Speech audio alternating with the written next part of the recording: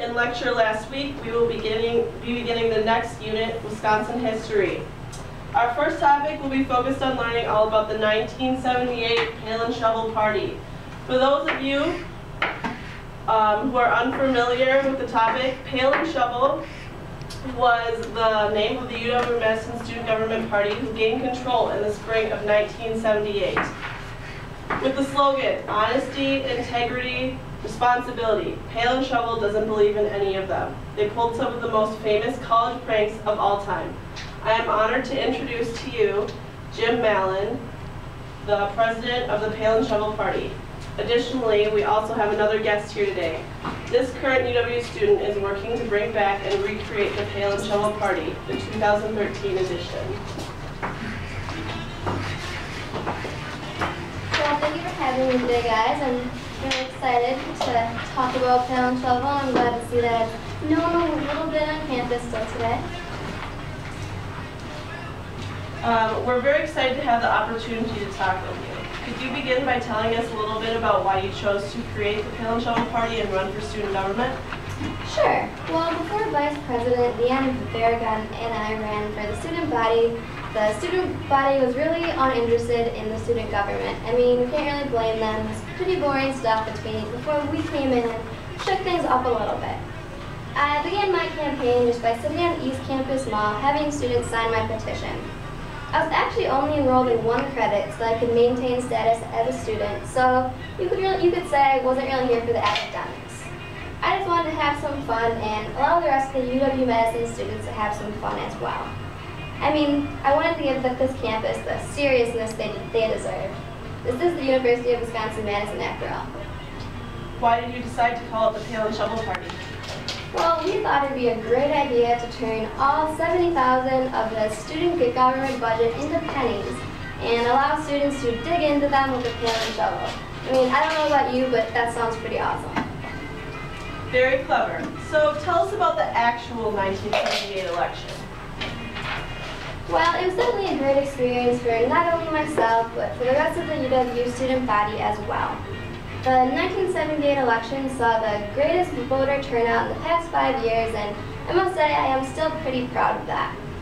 We received 1,510 out of the 4,529 votes, won all of the senior student officer spots, 5 student senate spots, and we were able to post on all of the boards and the newspapers for the students.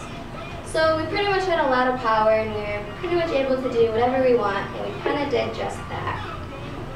So what helped us get such a great voter turnout was that when students were waiting in line for the voter registration, we brought a bunch of toys for them to play while they were waiting in line because, as we all know, waiting in line isn't really fun. So the students felt as if we had the best campaign platform as we built it in front of them out of 1,000 popsicle sticks. You guys really put a lot of thought into that, really aiming at your target audiences, college students still loving their inner child. So I'm sure that all students are dying to hear you talk about the legendary Lady Liberty Parade. That was probably one of the most clever things I've thought of throughout my whole lifetime. We wanted to do something big, something that was not only hilarious, but people would remember. So what we did was, during our campaign, we promised that if elected, we would move the Statue of Liberty from New York to Madison, Wisconsin. So we decided to do this on February 4th of 1979, and when the helicopter was flying Lady Liberty to Madison, the cable snapped, which made her fall through the ice until only her arm and head were sticking out of the ice. That really was quite the prank, if you ask me.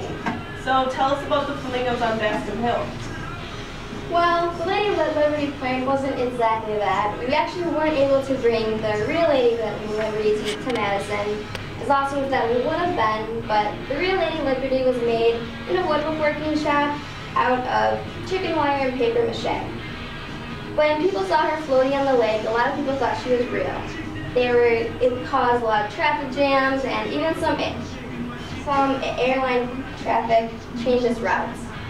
So our harmless little prank is still known today, even though the original Lady Liberty was burnt down by some drunken frat boys.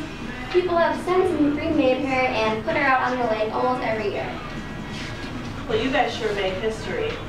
So what's all about the flamingos on Baskin? Well, we did this little flamingo prank for two reasons.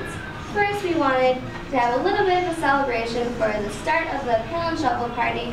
And secondly, we wanted to shake things up a little bit and make that first day of school a little less dreadful. So on September 4th of 1979, we planted 1,008 pink flamingos all over Bascom Hill at 8 a.m. And let me tell you, it was quite a sight. People were pretty puzzled as to why these pink birds were all over Bascom. We told them they were blown in north by Hurricane David, but as I'm sure you'd guess, they didn't really believe that.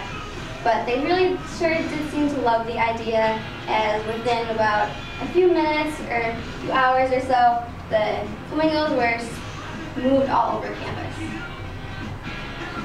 Well, today there's still a lot of things going around campus thanks to your amazing flamingo idea. 4 of the convenience stores within the UW dining halls are named Flamingo Run, and there's pictures of flamingos all over Madison. And also, if you didn't know, Madison's bird is now a flamingo as well.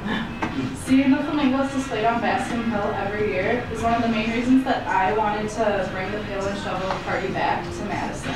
I just want more crazy things like that to happen. I'm definitely gonna have to go check out this flamingo run you speak of. Sounds pretty awesome. So other than the Lady Liberty and flamingo prank, what else did you boys have up your sleeves? Well, we had a lot of plans.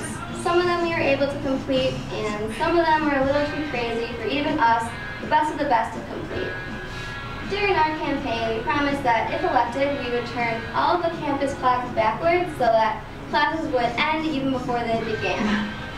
We also thought that it'd be a great idea to put all of the dorms on wheels so that we could move them around every day and give students a new perspective to wake up to. We also wanted to flood Camp Randall Stadium so that we could hold mock naval trials. We also thought it'd be pretty cool to change the University of Wisconsin to the University of New Jersey. You're probably wondering why New Jersey. Well, we thought it'd be great for UW-Madison students to say that they were able to graduate from a prestigious Eastern school. And since New Jersey was the only state without a university of, and Wisconsin has about 26 of them, we figured that we could spare one. We also thought that just to make things easier on all of us and professors, to change all of the male students' names to Jim Smith so that professors could say that they knew everybody's name. So I'm sure you figured out we weren't actually able to pull off these pranks, but looking back, it was a pretty fun time. Were there any other pranks that you were able to pull off? Yeah, we were pretty well known for throwing some pretty awesome toga parties. One time we had as many as 10,000 people showed up. You had to wear a toga in order to enter, and they were a lot of fun.